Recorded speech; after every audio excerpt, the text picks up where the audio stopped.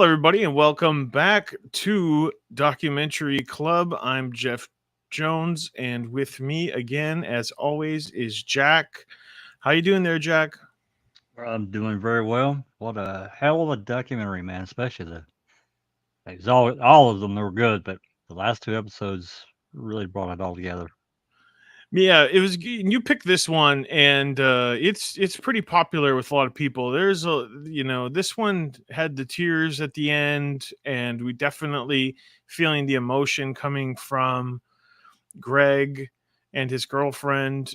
It was tremendous. It was a tremendous documentary. Five episodes in that documentary series, miniseries, and so really covered a lot. I'm sure it didn't cover everything, but I No, think we did a good job. And I added in a little bit at the end about where Greg is now.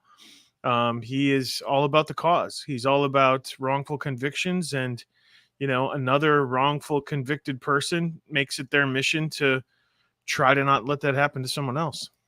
I think they would have had a really difficult time doing less than 5 episodes because, and I'm sure, again, as you said, they left, I'm sure, a lot of material out, but they couldn't have really cut, I don't think, too much more and really been fair to the story. That's my personal opinion. I tend to agree with you. Appreciate everybody out there in chat and people that have been subscribing in the last week or so. Really appreciate you guys joining in. And having a good time trying to watch some documentaries. We don't cover everything in the documentary. It would be impossible to. Oh yeah. We try to do the best we can in limited time. I think we try to play some clips here and there. I ended up doing a voiceover in the in this episode that we just premiered, and I probably won't do that again. YouTube kept flagging it. They kept flagging that speech by Greg, and so Yeah. I was like, you know what? I'll just do a voiceover, and so I hope you guys didn't find that too abrasive, having to listen No, to my that voice. that that that worked. I mean, to me, it worked just fine. I mean, having watched the documentary, probably 3, 4 times since I saw it the first time, yeah, I think it worked perfectly. Okay, cool. Well, next one you can do the next one then if we have. I'm just kidding. Silky smooth Well, I mean, Jack. Yeah, there's ways around. I gave you, one suggestion about how to get around the algorithm. Um, and absolutely. we're not trying to cheat anyone, No, create a bunch of ad revenue. That's not it at all. We're just the clips really help tell the story so we can talk about different aspects of it more in depth. yeah. Yeah, it depends. We've done clips from YouTube before. We've done clips from Netflix, but for some reason, Outcry they wanted to. They had it on lockdown, so that's okay. We work with what we got, and you know, kind of open it up to a discussion for others. I'm gonna put the invite in the chat now, so if you guys want to join in, anybody from out there, maybe we got our usuals. Katie and Susan might show up, or someone else Yeah, who sure. feel like Cherie's in the live audience. So there yeah, you go. jump Yeah, in and chat come it on up. in and share your thoughts on Outcry. I know that a lot of people have strong opinions about this one. I know that there are, it's still resonating with people. This story, um, that is pretty recent, 2020. So we just I, happened to I, get it. Oh, go I ahead, have Jack. not to cut you off. I just have strong opinions about uh, for about 3 or 4 characters out of this. I guess that may be kind of a common thing with a documentary, but these players in this story play key roles that truly so much affected this young kid's life. And I'm gonna be 63 soon, and I remember being 16, 17 years old, being in high school, and I can't even fathom anything like that in my world happening. God almighty. And this kid's, he's very intelligent. He was more mature than most of that age. He knew what he wanted to do, and he was working extremely hard to do it every day, going in early to school to work out, be with his teammates, whatever, Absolutely. improve his game so he could, move through his scholarship into college and then, go pro if he could make it, which I personally think the boy would have made it.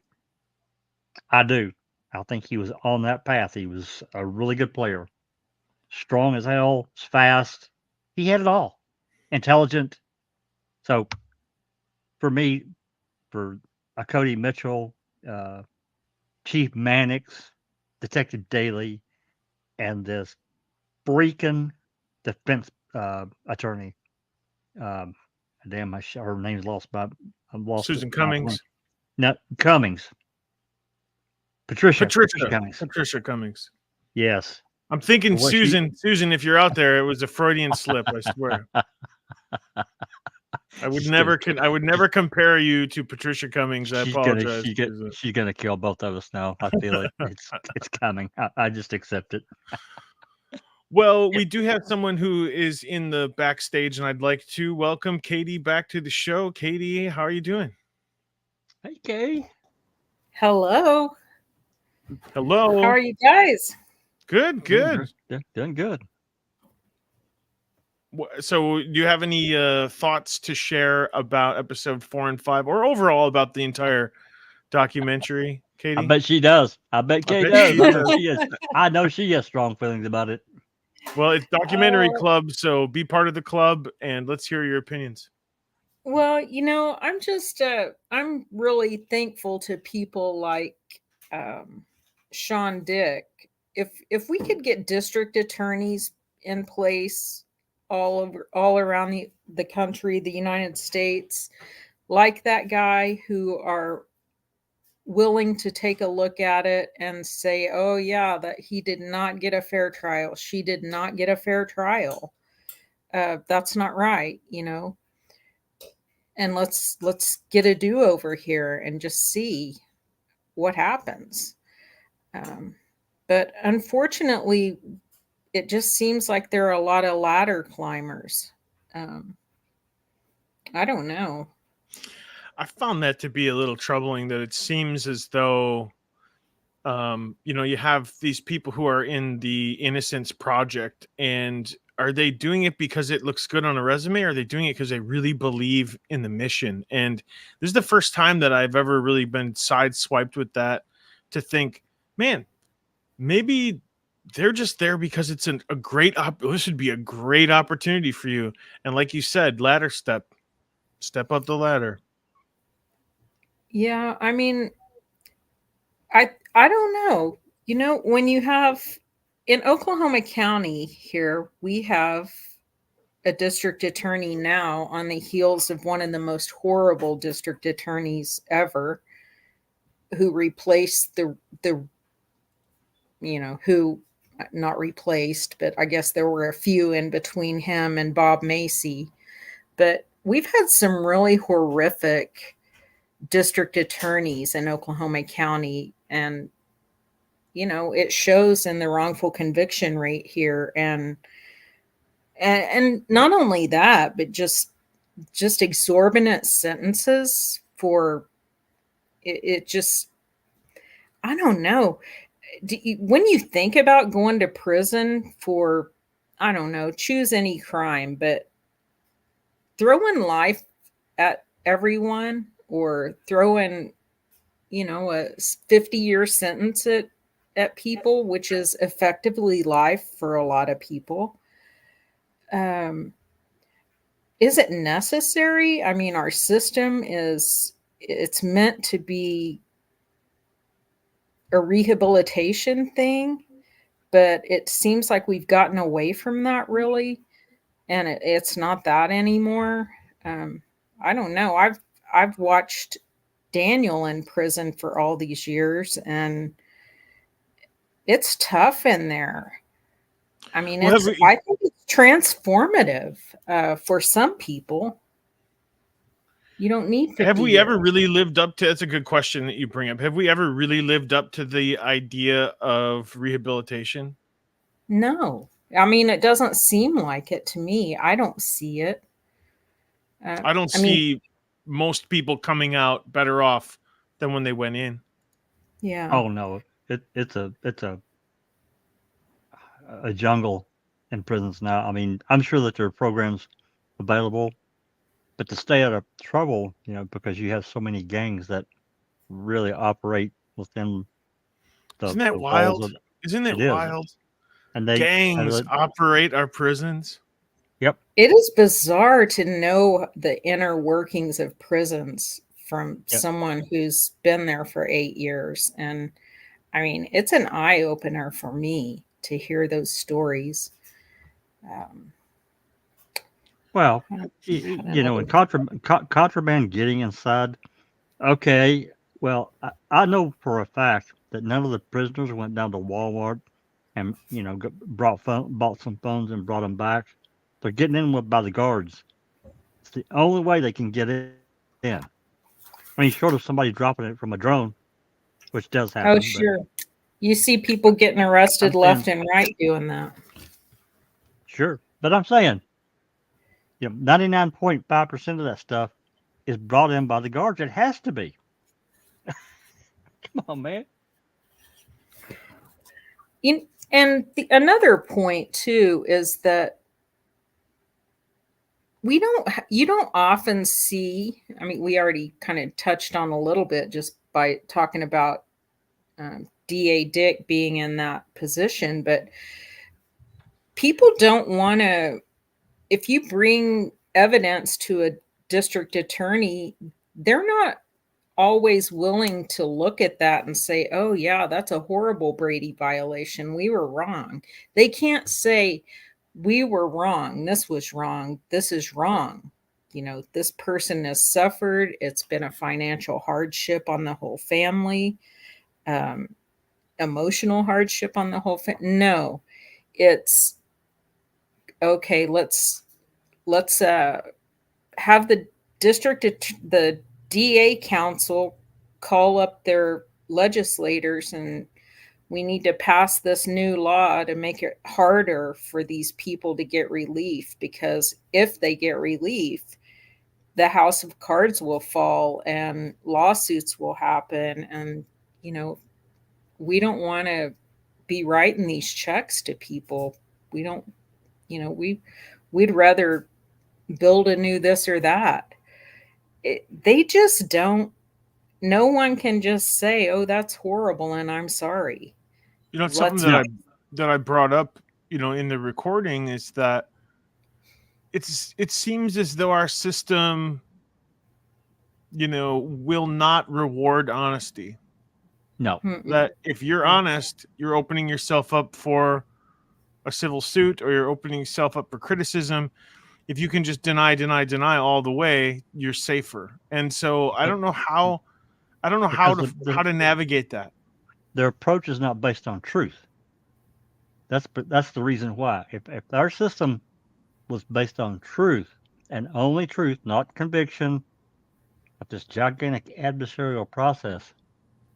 I'm not saying you can't have some adversarial moments, but the goal should always be, especially from the state, if they're going to bring charges against someone, arrest them and all that shit, throw them in jail and say, you did it, it has to be from a truth standpoint, not what I can get away with in court, not what I can get away with on paper, but the actual truth. And plea deals, to me, they have to be a real exception to anything, not just say, well, we don't really have enough to, really get this guy, but we'll go reduce charges and offer him a plea if they'll say, well, yeah, okay, I did this, even though they didn't do it. That's, to me, that's just straight extortion. It's the way our I mean, system is set up, right? correct. Yeah, you're right, Jack. I mean, there's no incentive to be an honest player in this system, No, because what you see in all of these cases, the bad players, the dirty people, they get rewarded with promotions.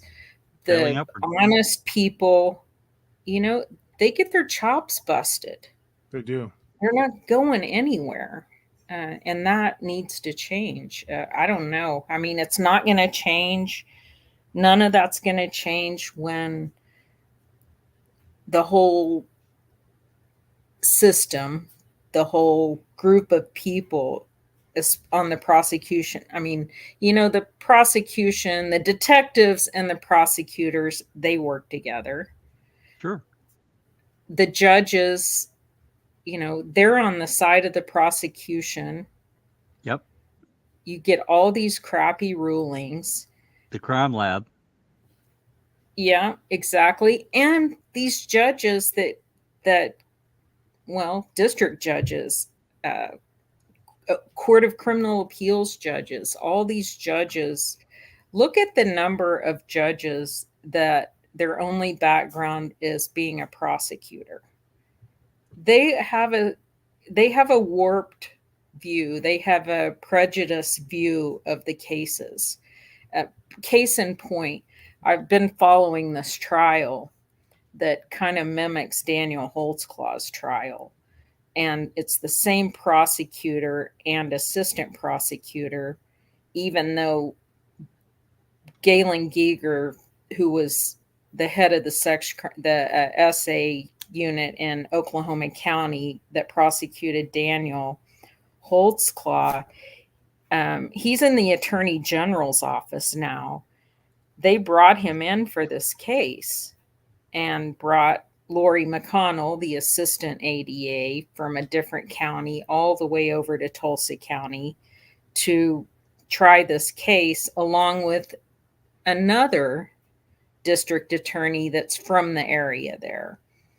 And so they're talking about this iCloud data that they got off of the defendant's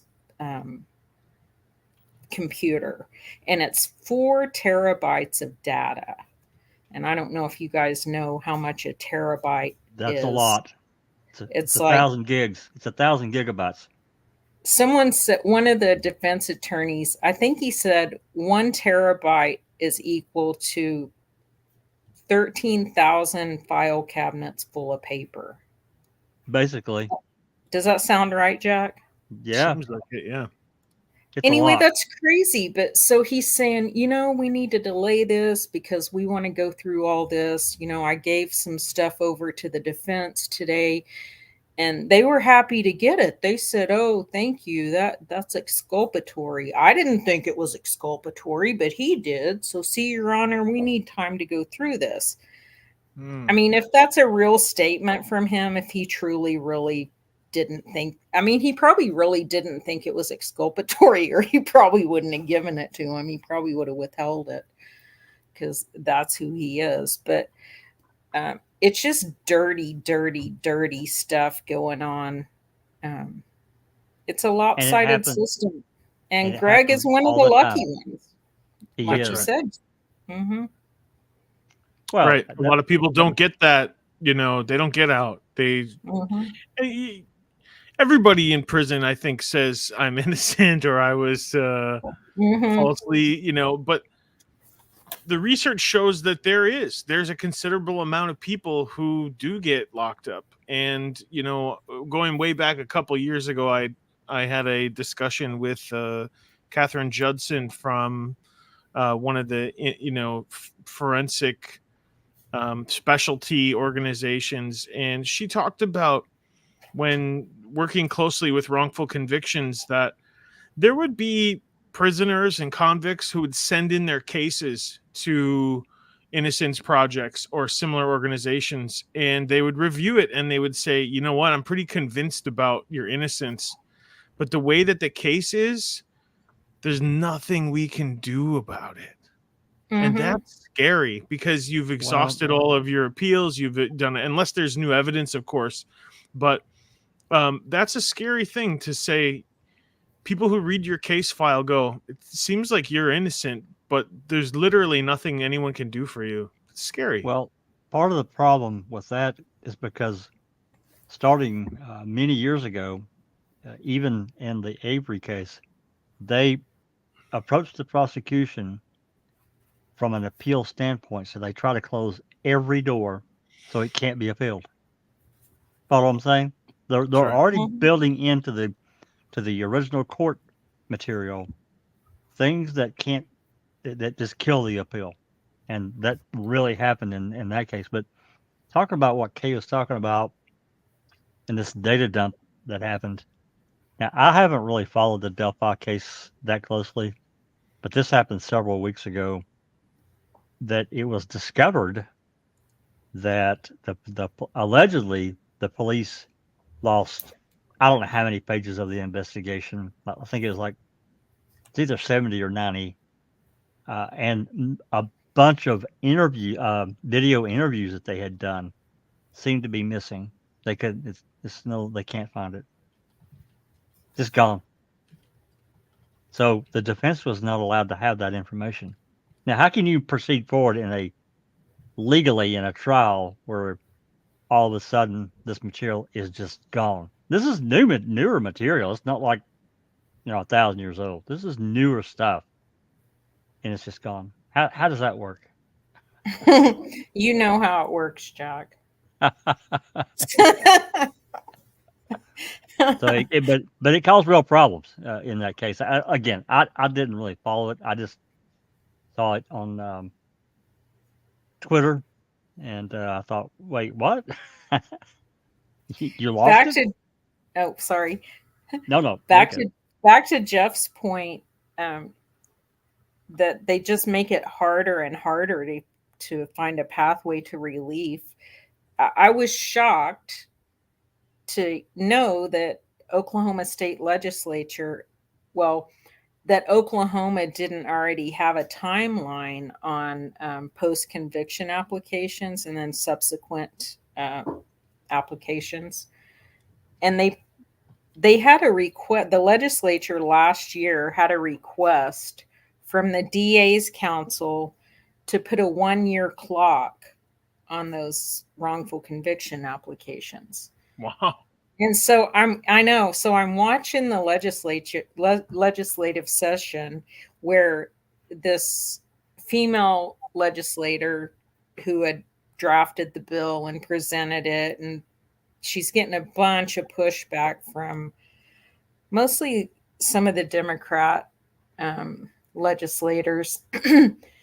And she doesn't even say, she's trying to not have to say, oh, yeah, it was a request bill from the DA's council. And so they're asking her all these questions like, how are inmates going to know that this has changed?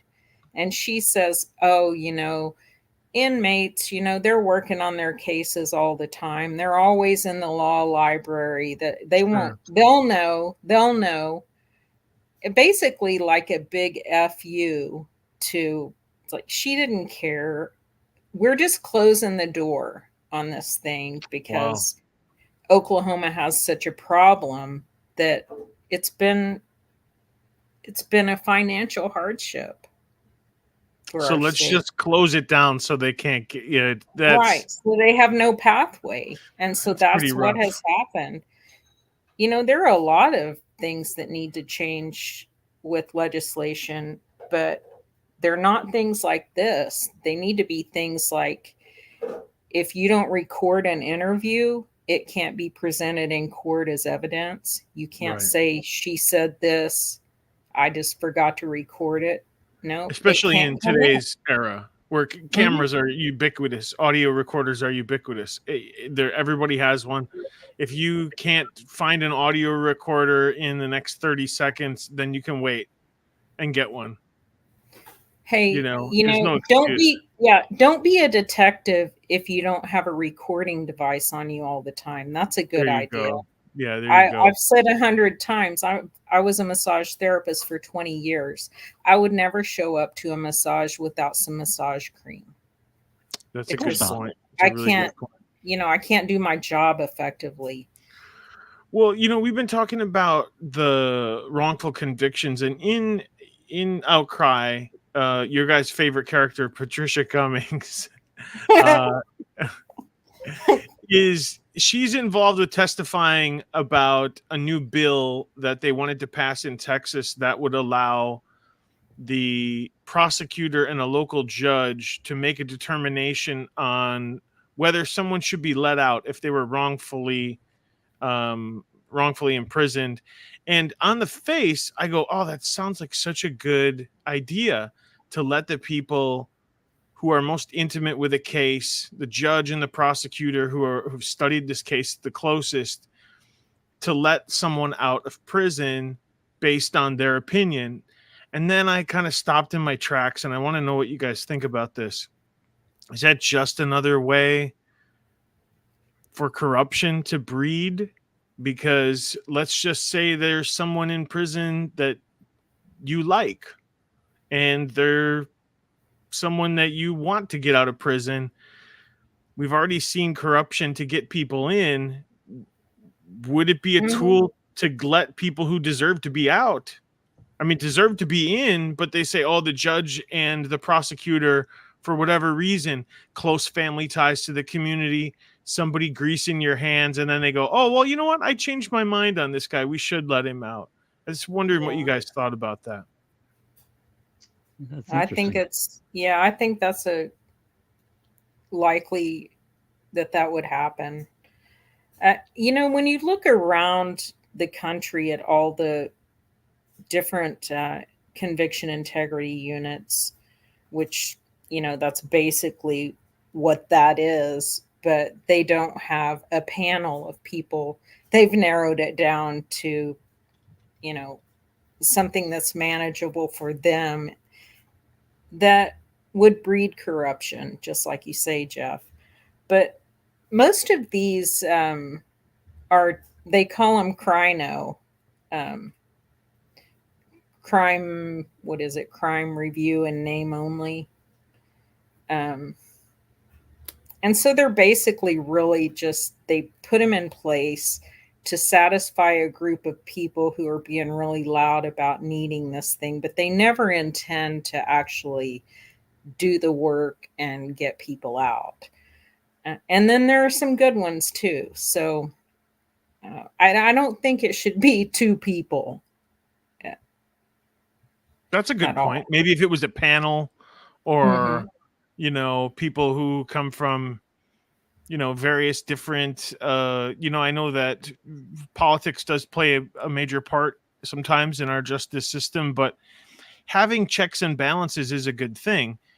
That way everyone's not always in agreement, because I can get 3 or 4 of my buddies to agree, oh, we should let this guy out.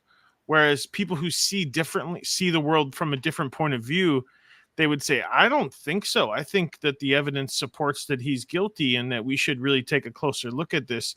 So it's good to have different opinions. And I think you're right. I think having just the prosecutor and just the judge makes it a little too easy for them to now wield that really important power, because if all it took was paying off a prosecutor and paying off a judge to get my loved one out, I could see a lot of people being tempted by that. Sure. And, rich and powerful people have the advantage in that one again, right? Well, it's better than writing $150,000 check to another attorney to try to make something happen that is probably not going to happen.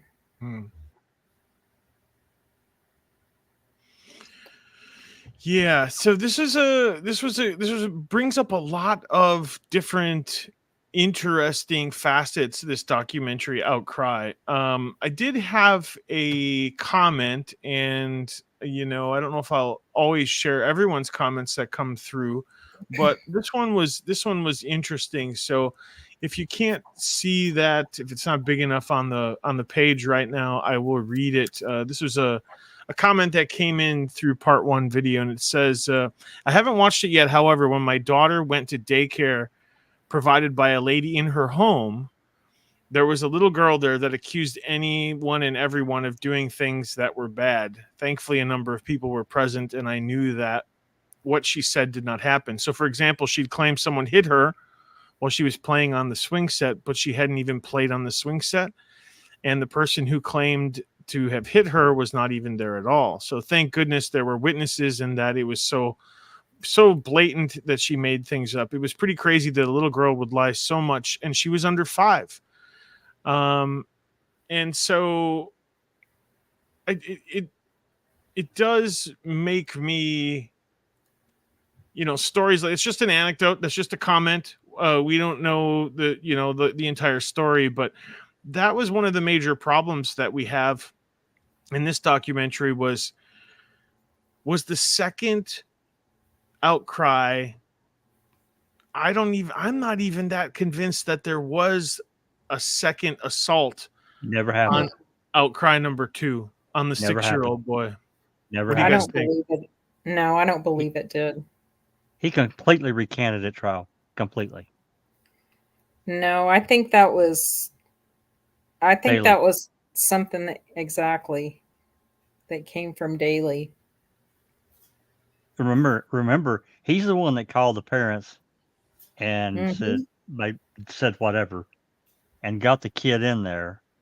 And he's the one that went after him. It wasn't the actual person that does this for a living. This was Daly that did it.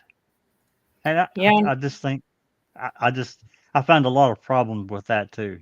He shouldn't have been in that room at all. with his gun on his hip. With his gun, yeah, exactly. Oh my gosh. Yeah, that's Yeah, crazy. he's a big cop. I gotta have my gun.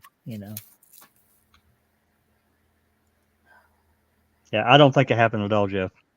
I think that was Just because completely they knew. fabricated. Well, yeah, they knew they needed something to bolster the case, and so that's exactly what he did. And I don't care what Maddox says. I don't believe him at all. I just don't believe him at all. And I didn't pretty quickly after he began talking, in episode 1. This guy, as I said before, he's not going to admit wrongdoing. He's just not going to do it. If I lie under oath, it's perjury. If I submit statements to law enforcement that are lies, I can be held accountable for that. But yet we have Cody Mitchell, Texas Ranger Cody Mitchell, inserting things into a sworn affidavit Mm-hmm. that Yep. gives the judge is giving you authority to get a warrant, to get an arrest warrant, to get a search warrant. And you put information in that sworn affidavit that is factually incorrect, that cannot be verified. So it's a lie. It's made up. He just went on and made these facts up. And yet, where's the accountability for that? Because as I said, Exactly. if I lie, if you reverse the roles, you can be held accountable as a private citizen, but yet you're a big bad Texas Ranger. Oh, well, Jack, Yeah. Katie, that's just the way we do things. You don't understand. That's just the way we do it. You're not getting it. You don't understand the system, the big picture. Right. Yeah, look, I kind of do understand what you're doing and We what kind you've of get done. it, and we kind of see it as corrupt. I can't Well, remember if he got a promotion or not. he did. Yeah, I Well, thought I he guess did. I mean, I guess he's over some. I read it earlier. It's an Oxygen article, and it talks about what these various players went on to do after Outcry. you're And right. he's the head of some child services something there than Texas Rangers, some unit. I'm like, wait, what? He's That doing seems what? right. Okay. Yeah, seems Texas legit. Department Public Safety. That's what it looks like. Well, that's the organization, but there's a particular unit that he's the head of now. Oh gosh, I'll have to look it up as we're talking here. But he's the head of that now, so he did get I guess it's a promotion. I would imagine a pay increase and more responsibility. So yeah, You guys were talking about compensation on the premiere, and like, what is that a decent payout for him? I mean, what he did with his money. was he bought his mom a house because she had sold her house to finance his legal um, defense. Um, and he got out, he did that, and he's wired to be motivated. He's always been motivated, like Jack said in the premiere. And he just started busting it. And he opened this axe throwing business, which, that was when those were just kind of starting to be popular around the United States. So he was doing that. And his wife, Gabri, she has a dance studio called, I think it's called Move Crew. And so they're both really just entrepreneurs and really making their own way in the world. But there are situations, he got out relatively quickly, so he's not damaged really. You can see that he was able to hold on to what he had while he was in there. You stay in there for twice as much time as he was in there, it messes with you. Sure does. You're not going to come out and just pop right back into the world. Especially for the charges that he was in there for. Mm-hmm. Right. It's such a great point, and we talked about this earlier, is like, they say it's corrections, it's a correctional institution, we're supposed to rehabilitate you, but the question is, how much counseling and therapy do you need after being in a correctional institution to get back to normal? It's a survival institution is what it is. He said it. He had to defend himself several times while he was in there.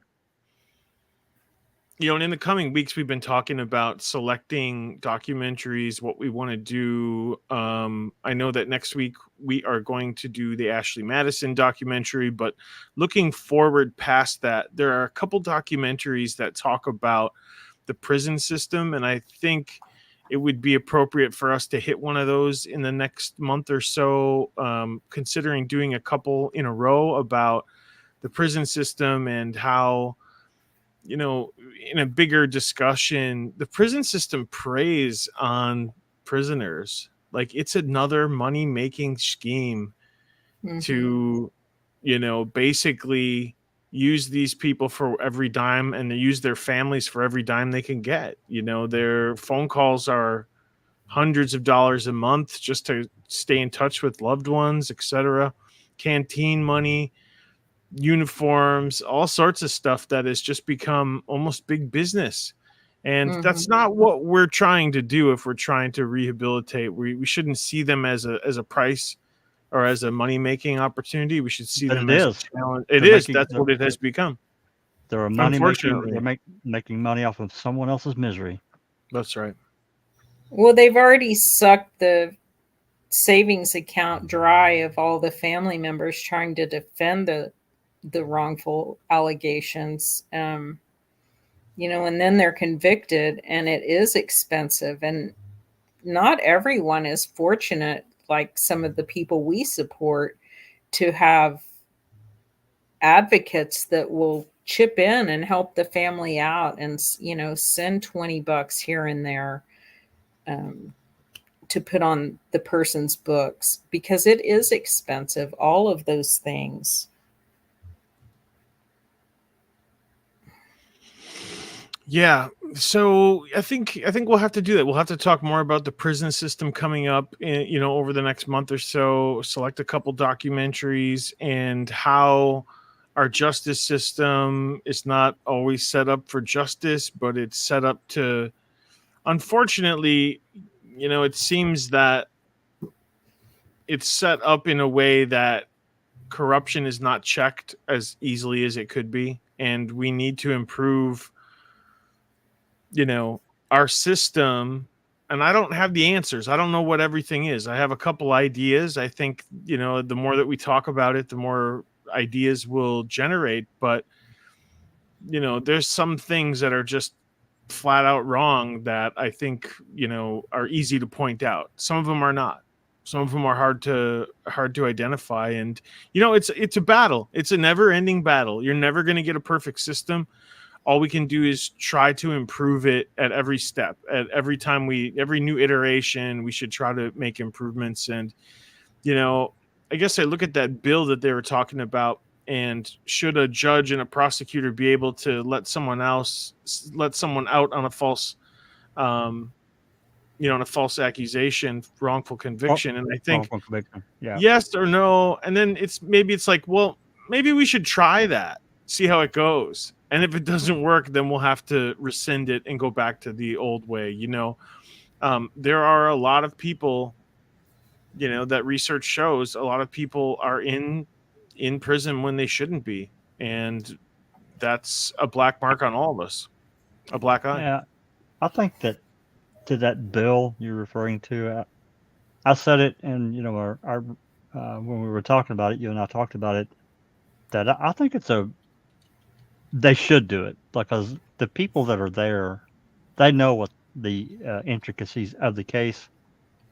Unless somebody's been replaced, and they don't really know, and I guess that could be called into question a little bit. But the people that are involved in that county, that city, they know what's going on, and if they're, I think that it's something that should be done, adopted, because once it goes to this Court of Appeals, especially in Texas, I don't think every state has such a thing.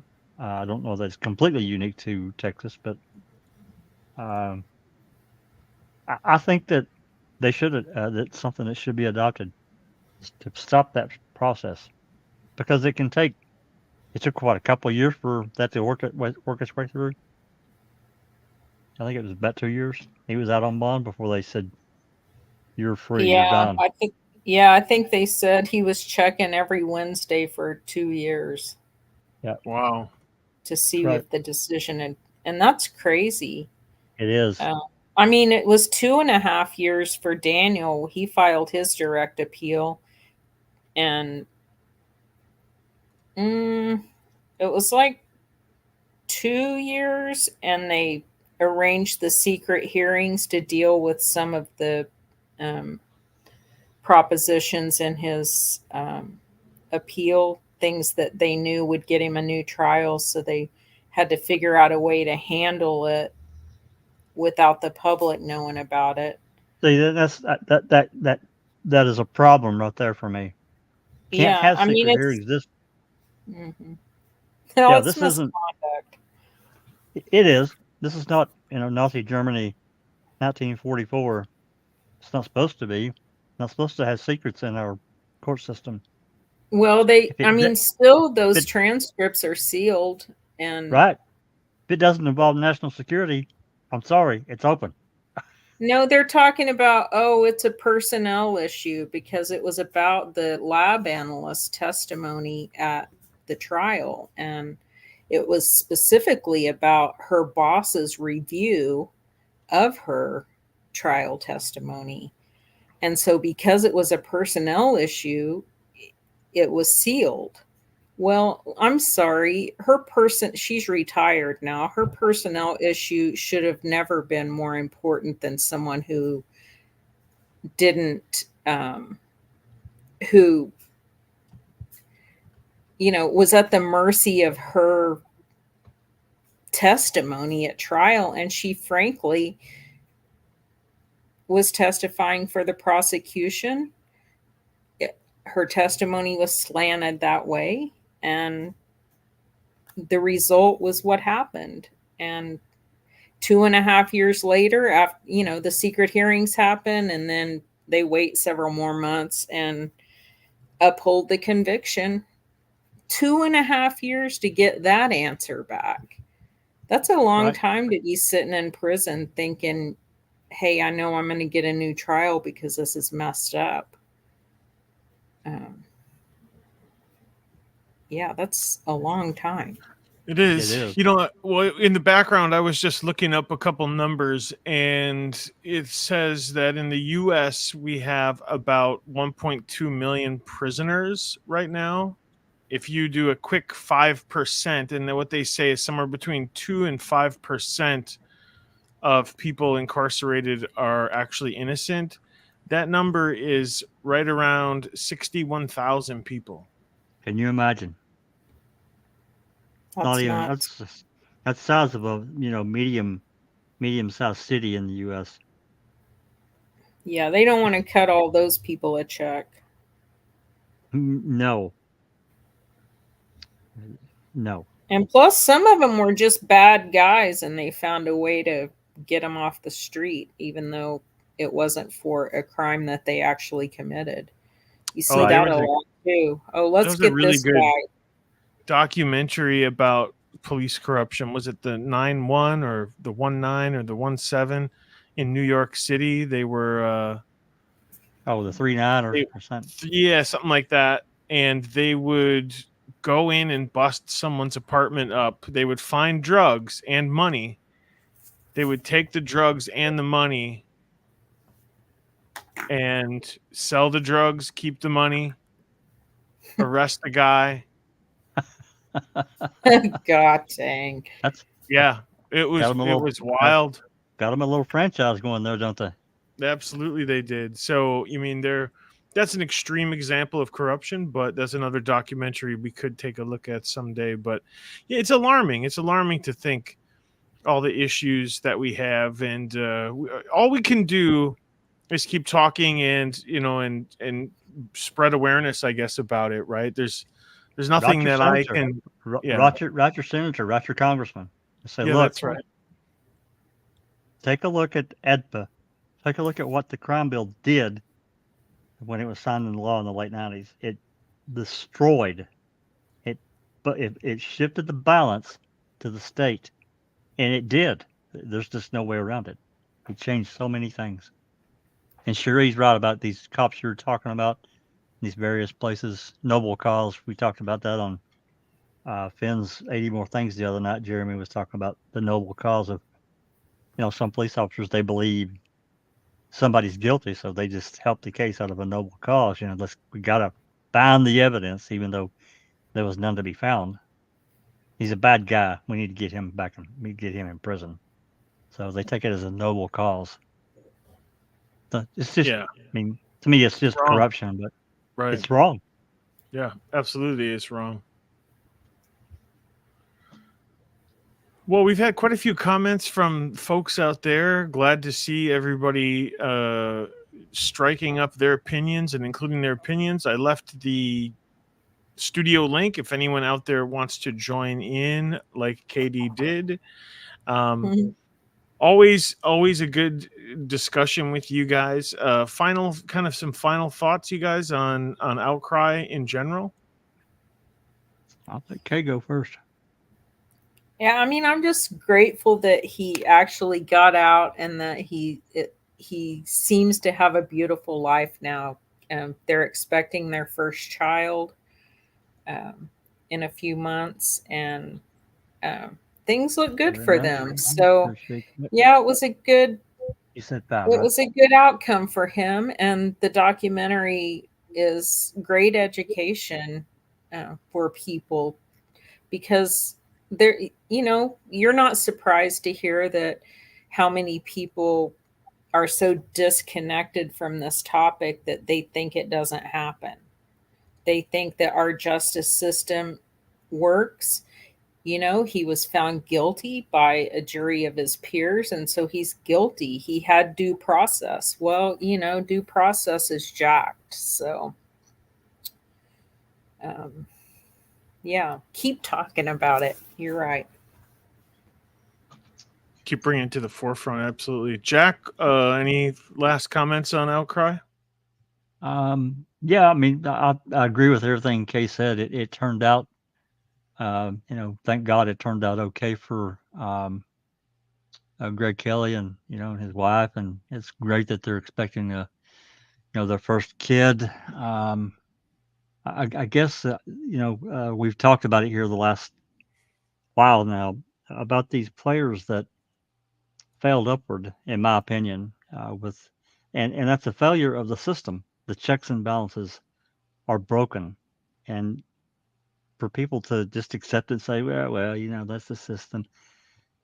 It's really disheartening for me, you know, thinking about the future for my children. If they had decided to have children, and everybody out there, that's not what the criminal justice system is supposed to be. It was never, if you take it in its truest form, it's never the intent. Failing upward, and it was a great thing that you said to me long ago. And they did. You have this Cody Mitchell, which I think I'm guessing he was told you got to do something here, man. You've got to appear on the stand, and you've made these people look like idiots. You got to fix this somehow. So he created this terrible affidavit and lied and got away with it. He just created all this garbage, and nothing happened to him. Nothing, as far as we know.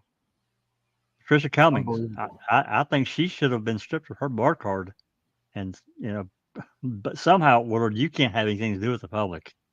You can't do it because it's all about you. You're not really in it as the defense attorney.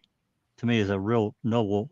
It is a noble undertaking to fight tooth and nail for their client, and she absolutely she didn't care about that at all.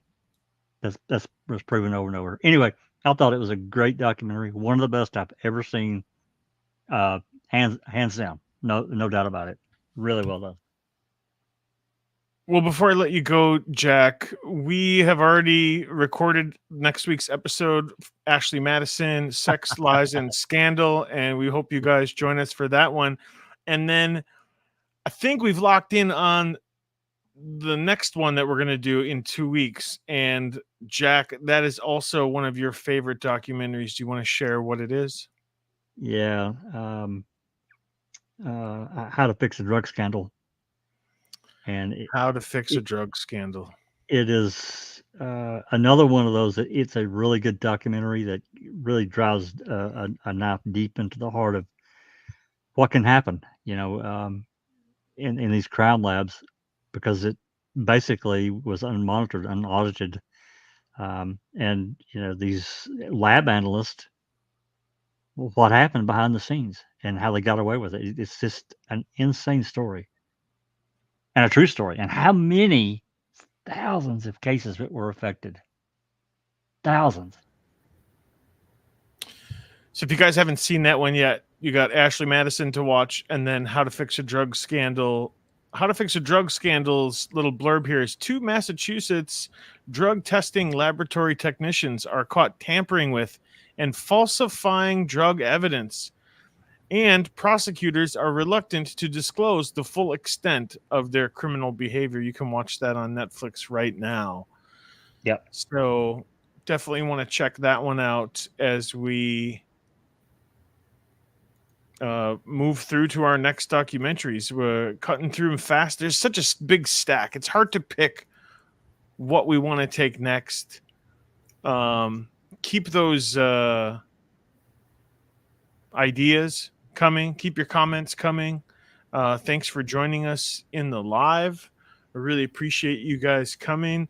I guess my last point to put on this documentary is that, yes, I think it's good to see one with a positive outcome. Sometimes we don't always get those positive outcomes. A lot of times people who are innocent die in prison, unfortunately.